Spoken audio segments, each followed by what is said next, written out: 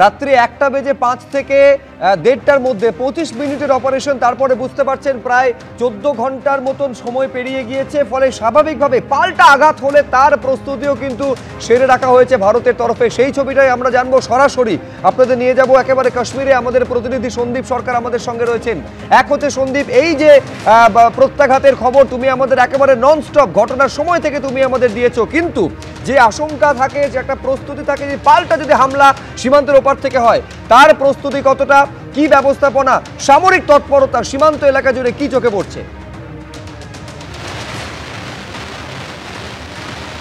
ভারতের প্রত্যাঘাতের পরে এটা প্রত্যাশিত যে প্রতি আক্রমণ আসতে পারে এবং প্রতি আক্রমণ এসেওছে।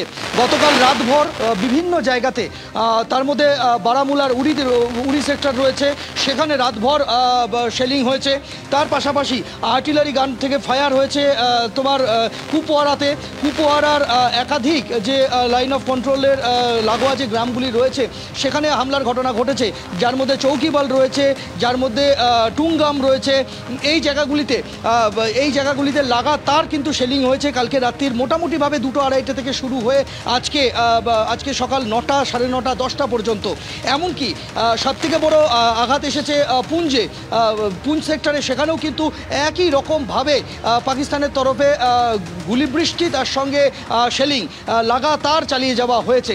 ফলে ক্ষয়ক্ষতি হয়েছে ভারতের তরফেও। এই প্রতি হামলার পরে, পাকিস্তানের প্রতি হামলার পরে প্রচুর ক্ষয়ক্ষতি হয়েছে। বাড়িঘর ভেঙে গিয়েছে, লোকের প্রাণহানির ঘটনা কুপওয়ারাতে ঘটেনি, কিন্তু বাড়িঘর ভেঙেছে মানুষজনের। তাদেরকে নিরাপদ জায়গায় সরিয়ে নিয়ে যাওয়া হয়েছে এবং সতর্কতামূলক পদক্ষেপ হিসেবে তাদেরকে নিরাপদ জায়গাতেই রাখার সিদ্ধান্ত নেওয়া হয়েছে জম্মু কাশ্মীর পুলিশের তরফে। তাদেরকে যে পার্বত্য এলাকা রয়েছে, পার্বত্য এলাকার যে নিয়ন্ত্রণ রেখা, যেখানে তাদের বাড়ি, যে বাড়িঘরগুলি ভেঙে গিয়েছে এবং বাড়িঘর যাদের ভাঙেনি, যাদের বাড়িঘর অক্ষত রয়েছে, তাদেরকে নামিয়ে আনা হয়েছে নিরাপদ জায়গাতে।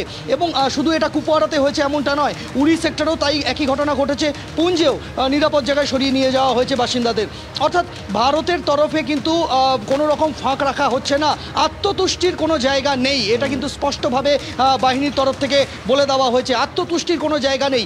ভারতের তরফে প্রতি আক্রমণ করা হয়েছে, বদলা নেওয়া হয়েছে, কিন্তু সেই বদলার পরে আত্মতুষ্টি যাতে এসে না যায় সেই বিষয়টা কিন্তু মাথায় রাখতে হচ্ছে। কেননা আজকের রাত খুব গুরুত্বপূর্ণ রাত, তার কারণ পাকিস্তানের তরফে পাকিস্তান খোঁচা খাওয়া বাঘের মতো। ফলে এই মুহূর্তে যাতে তার তরফ থেকে যদি পাল্টা আবারও আক্রমণ নেমে আসে, তাহলে তাকে প্রতিহত করতে হবে। যদি আকাশপথে হামলা হয়, যে কোনো মূল্যে সেই নিজেদের এয়ার ডিফেন্সকে কাজে লাগিয়ে সেই পাকিস্তানের যে যুদ্ধবিমান তাকে মাটিতে আছড়ে ফেলতে হবে। এবং পাকিস্তানের তরফে যদি আবারও শেলিং শুরু হয়, তার জবাব দিতে হবে। ঠিক যেভাবে গত 12-13 দিন ধরে ভারতীয় সেনাবাহিনী, বিএসএফ, তারা নিয়ন্ত্রণ রেখায় পাকিস্তানের সিজ ফায়ার ভায়োলেশন, যেটা গত কয়েকদিন ধরে হয়ে চলেছিল, তার জবাব দিয়েছে।